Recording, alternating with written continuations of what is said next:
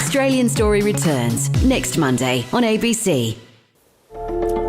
Good evening, it's Monday the 27th of January. Our top stories. More Palestinians return home after Israel reopens routes to northern Gaza. Colombia escapes retaliation from the US after agreeing to accept deportation flights. You're watching The World.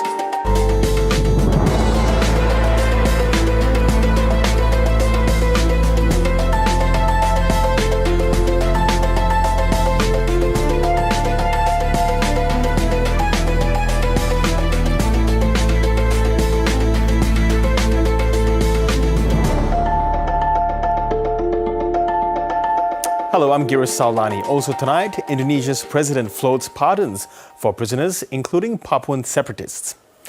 The first displaced Palestinians are tonight returning en masse to northern Gaza for the very first time since the war began. Now, these are live pictures of one of the main roads heading towards Gaza City. And we've been seeing these for hours now, a stream of people heading to their homes in the north. On the Al Rashid Road, known as the Sea Road, just people on foot have been allowed. But elsewhere, people in vehicles have been queuing to return after inspections. And the opening of the corridors to the north had been delayed after Israel accused Hamas of breaching a ceasefire arrangement. Lauren Day reports.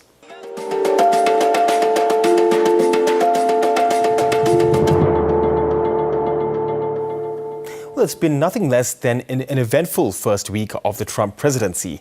Many of Donald Trump's controversial policies, including those on immigration and diversity programs, are taking shape thanks to a flurry of executive orders signed since day one. So what have been the impacts? Steve Herman is the chief national correspondent at Voice of America, and he joins me live now from Virginia. Steve, good to have you on the program. Before we get into the policies and what the impacts have been, what's your assessment of the 47 president's first 7 days in office?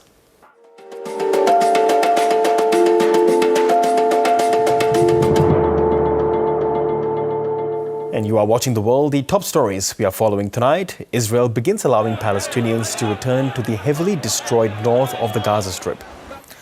The US says it will not go ahead with tariffs and other sanctions against Colombia after it agreed to accept the repatriations of citizens without restrictions. And Rwandan-backed rebels have taken control of Goma in the east of the Democratic Republic of Congo, sparking global condemnation.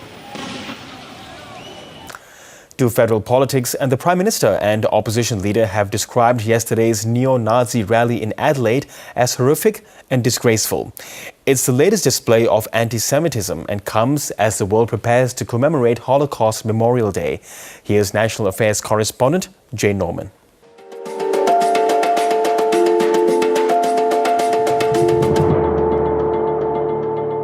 Briefly in sport, Australian Jordan Mailata is into another Super Bowl after the Philadelphia Eagles booked a date with the Kansas City Chiefs in next month's New Orleans.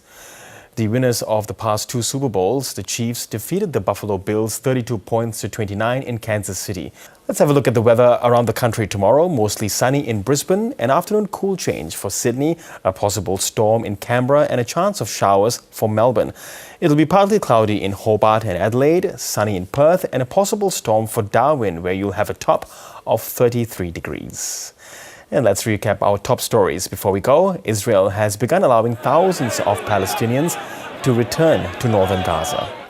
The US will refrain from tariffs and other sanctions against Colombia after its government agreed to accept the repatriation of citizens without restrictions. And Rwandan-backed rebels take control of a key city in the east of the Democratic Republic of Congo. And that is your world for tonight. You can always watch the show on iView, and more world news and interviews can be found at the ABC's YouTube channel. I'm Girish Sawlani, hoping you have a good week ahead. I'll see you tomorrow. Bye-bye.